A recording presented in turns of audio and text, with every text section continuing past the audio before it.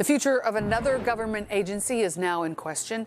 Employees of the Consumer Financial Protection Bureau were told not to report to work today, according to CNBC. NBC5 Responds PJ Randhawa is here to explain the impact this could have on you.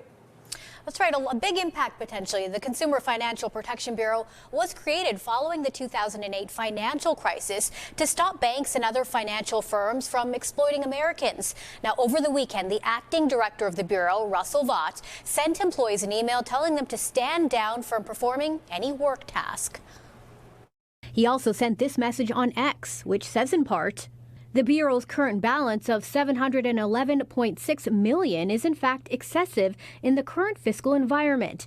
This spigot, long contributing to the CFPB's unaccountability, is now being turned off." Vought says the CFPB's next drawing of funding is being stopped, which makes us ask what could come of the Bureau's rules and lawsuits that are in progress at this time. The CFPB creates new rules and enforces federal consumer laws. They also work to help you get your money back. When they find a company has violated a consumer law, they can order the company to take action by issuing a refund or paying a civil penalty.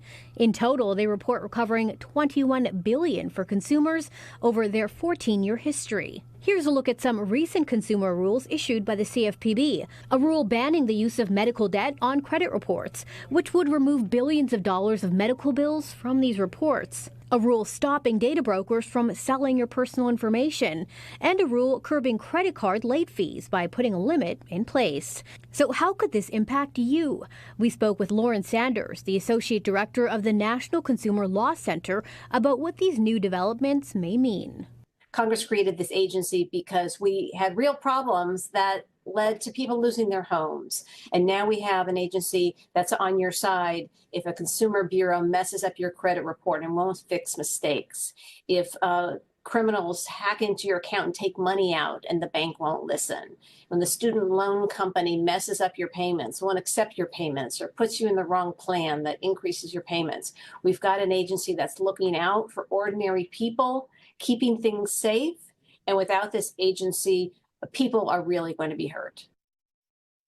Now, NBC5 Responds recently told you about a new rule from the CFPB that would prevent your medical debt from showing up on your credit report. Saunders says the future of this action is unclear since the Consumer Financial Protection Bureau is not in court to defend its rulemaking.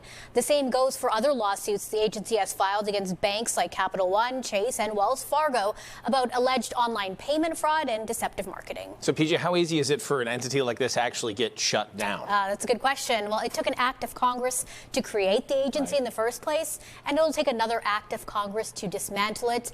But as you heard, there are already calls to have the funding withdrawn and drained, so that could also have quite an impact. Yeah, effectively stopping work could be. Exactly, it's one way to do it. Thank you, PJ. Thank you. Thank you, PJ. Really important information.